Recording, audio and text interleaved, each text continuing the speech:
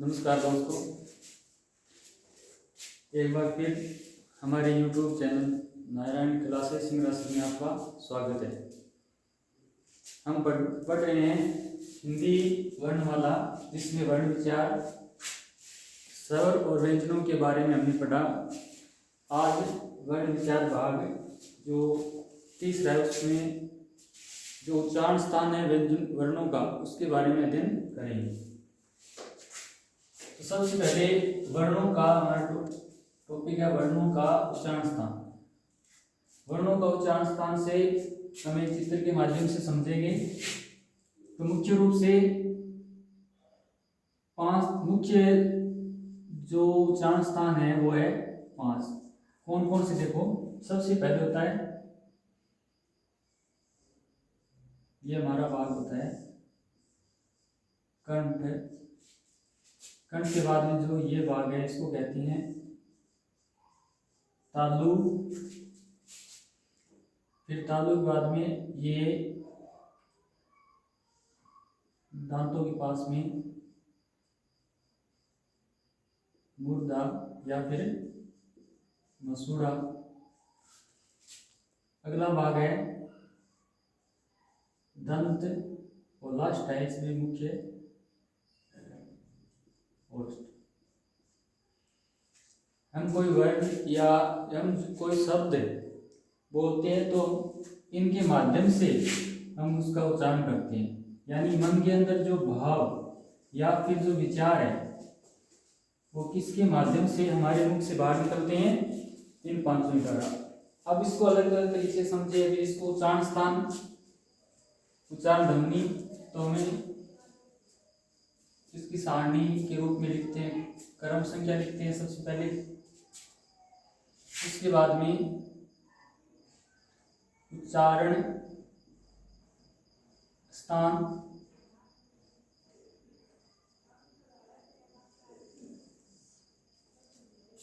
फिर अगला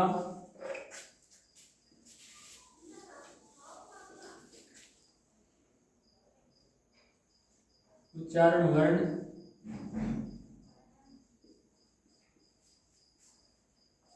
और साथ में उच्चारण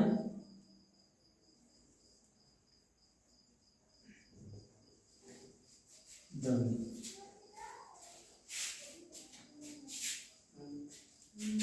पहला हमारा रहेगा कंठ, जो मुख्य हमने 5 पढ़े उसको पहले देख लेते हैं। दूसरा है तालु, तीसरा मुर्दा या फिर मसूड़ा, चौथा है दंत, पांचवा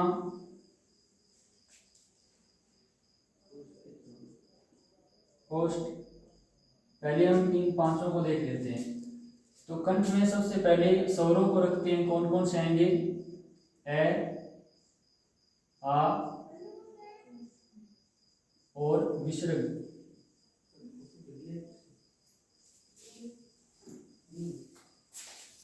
तालु में ई, बड़ी ई। उसके बाद में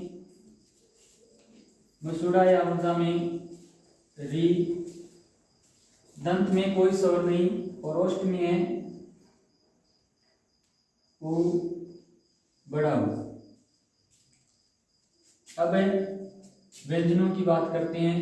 तो कंठ में आएगा क वर्ग, यानी पूरे 5 वर्ण। तालु में च वर्ग, मुर्दा में ट वर्ग, दंत में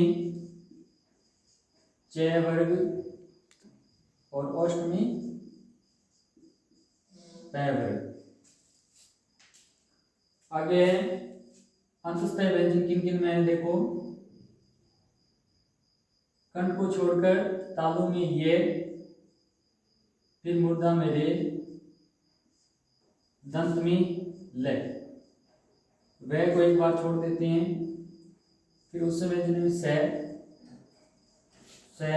से और है को एक बार अलग रखते हैं। अब कौन कौन से बच्चे हमारे पास, वह और है, इसको एक बार बाद में पढ़ेंगे।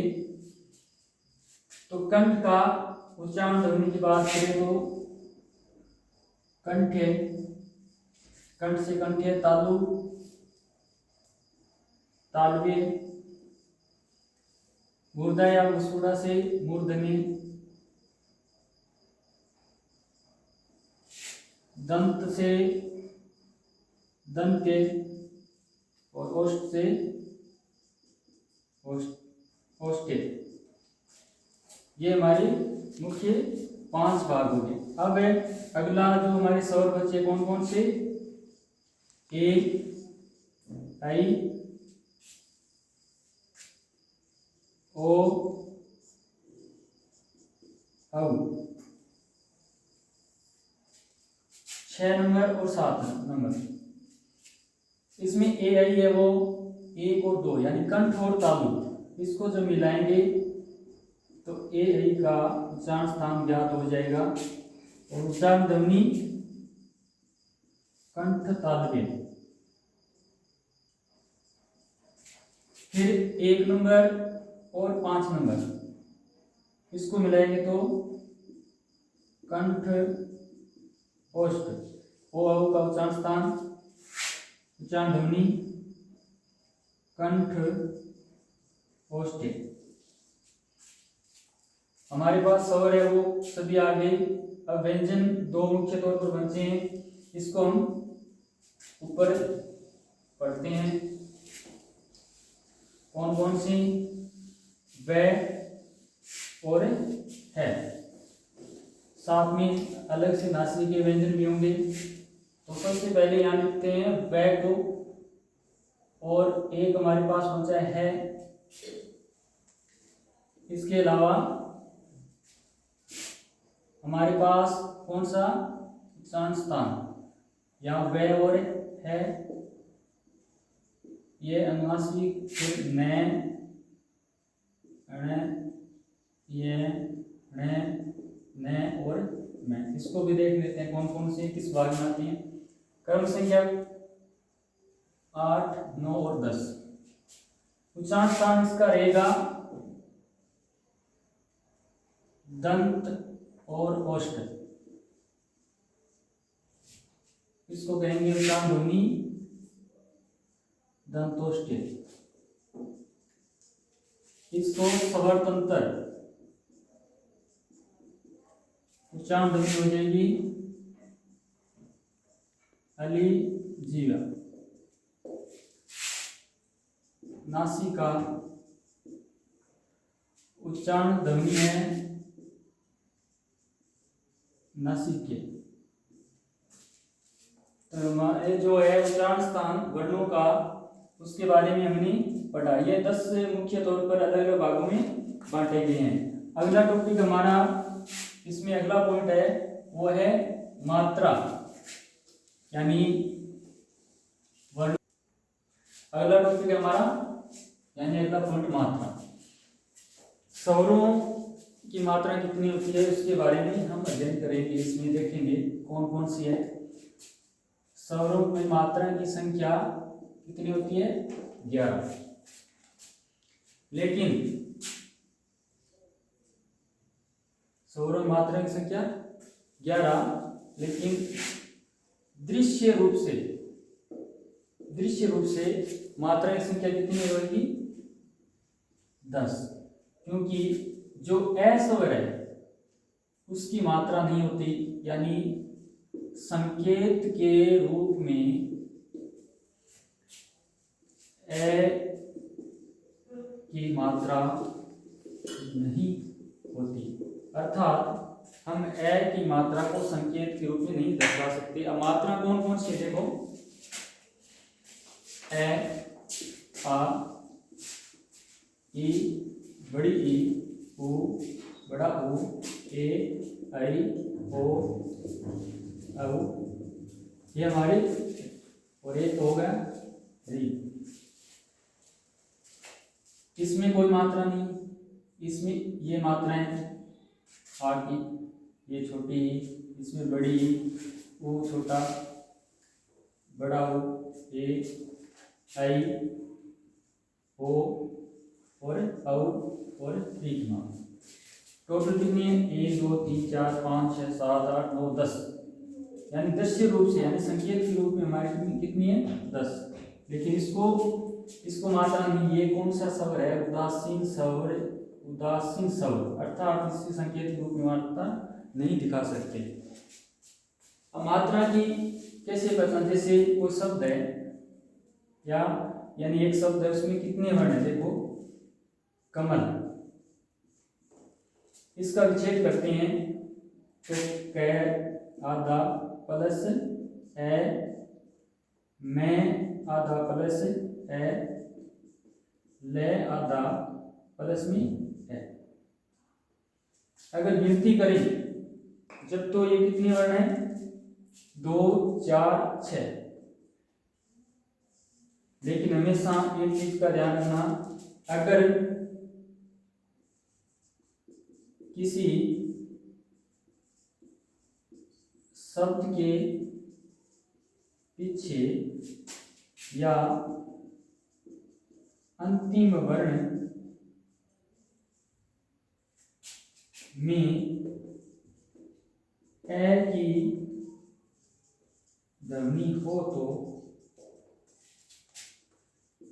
उस वर्ण को ए की ध्वनि साथ में ही बोलते लिखते हैं। जैसे विच्छेद करने पर 6 प्राप्त हुई है, लेकिन ये अंतिम वर्ण हमारे पास ले, और ले में कौन सा स्वर है? तो इसकी क्या करेंगे? इसकी मात्रा है वो इसके साथ में रहेगी। कौन कितने होंगे फिर? 1 2 3 4 5, इसको साथ में लेंगे तो हमारे पास कितने वर्ण है विच्छेद करने पर? 5। अगर कोई शब्द आ जाए शेरनी, तो अब यहाँ ध्यान रखना कि इसमें अंतिम जो वर्ण है न है, और इसकी स्वर कौन सा है?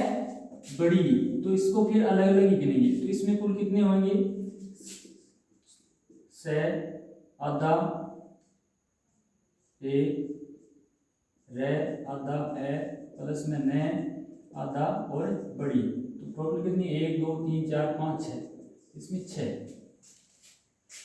अगला है व्यंजनों को स्वर रहित करना। जितने भी व्यंजन हैं उसको स्वर रहित कैसे करेंगे, इसके बारे में हम देख लेते हैं। कौन कौन से हैं, अलग अलग भागों में कैसे बंटे हैं। सबसे पहला है नियम, खड़ी पाई को हटाकर व्यंजनों का अदा करना। जैसे ये शिरोरेखा है और ये खड़ी पाई है, ये शिरोरेखा, इसको बोलते हैं खड़ी पाई। अर्थात वे व्यंजन जो इस खड़ी पाई से पहले शुरू होकर और पहले ही समाप्त हो जाते हैं, यानी वे व्यंजन जो इस खड़ी पाई से पहले शुरू होकर पहले ही समाप्त हो जाती हैं। ऐसे कितने व्यंजन हैं? 22। कौन कौन से? इसमें ख, जैसे कोई उदाहरण समझो ख, तो ये हमारे पास खड़ी पाई है, खड़ी पाई है, तो इससे ये वर्ण है वो क्या है? पहले ही शुरू होकर और इससे पहले ही समाप्त हो रहा है, इसे पहले ही समाप्त हो रहा है। जैसे इसको आधा लिखेंगे तो कैसे लिखेंगे? ये आधा हो गया।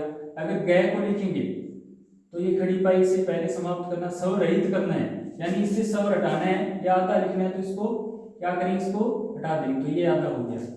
अब दूसरा नियम है खड़ी पाई को लांघकर आगे जाने वाले वर्ण। ऐसे वर्ण कितने हैं? सिर्फ 2 ही वर्ण हैं। कौन कौन से? जैसे खड़ी पाई है तो इसको लांघ, यानी इधर से शुरू होने के बाद भी इसको पार करती हैं, एक तो कै और एक है फै।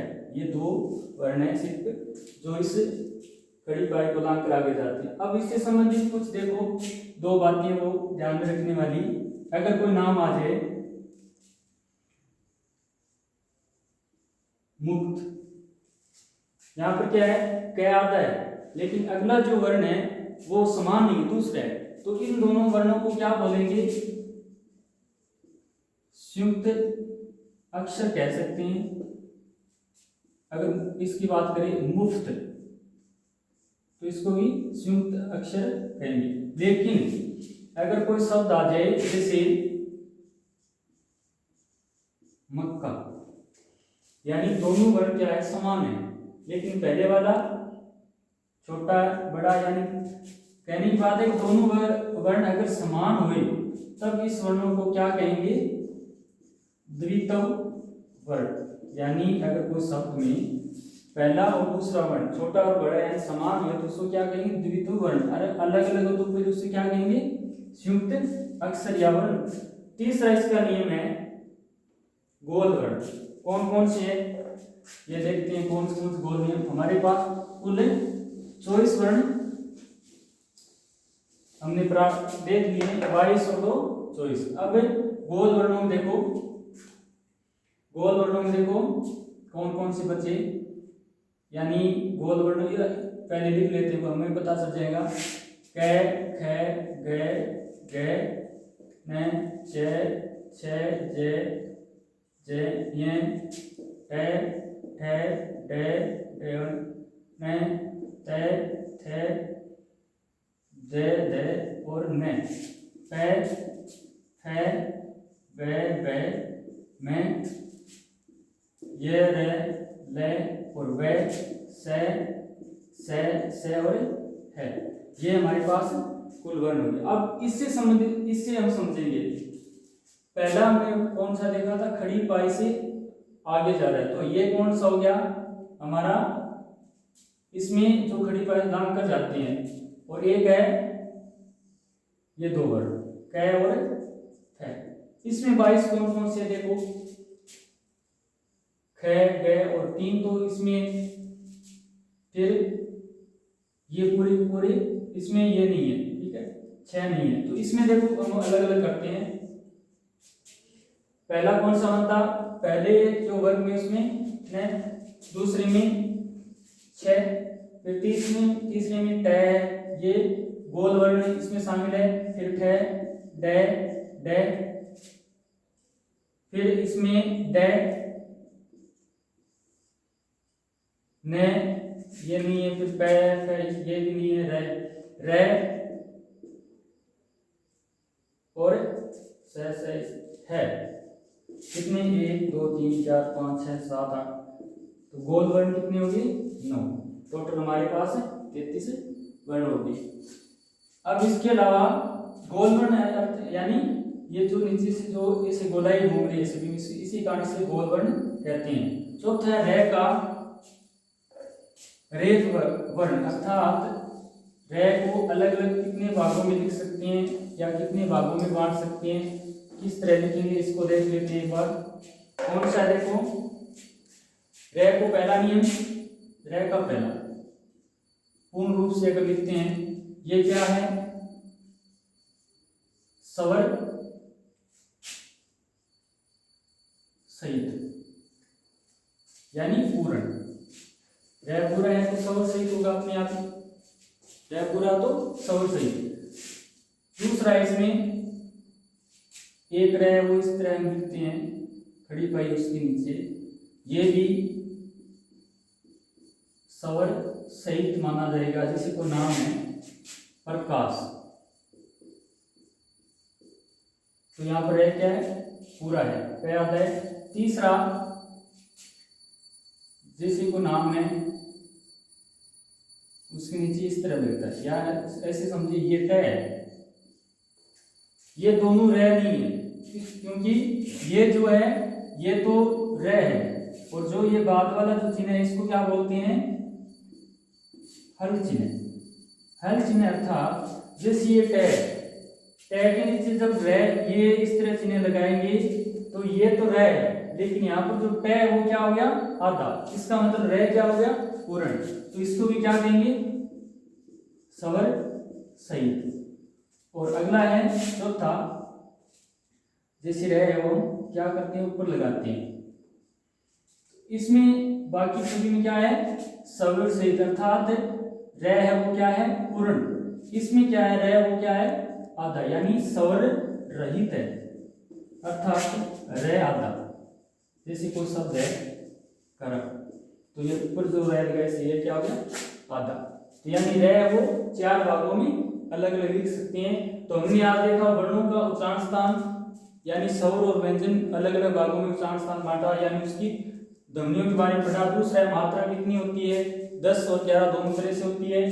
व्यंजनों को स्वर रहित करना, ये 4 प्रकार है। तुम्हारी ये वर्ण विचार से संबंधित आज की क्लास हम ये समाप्त करते हैं। नमस्कार, जय हिंद।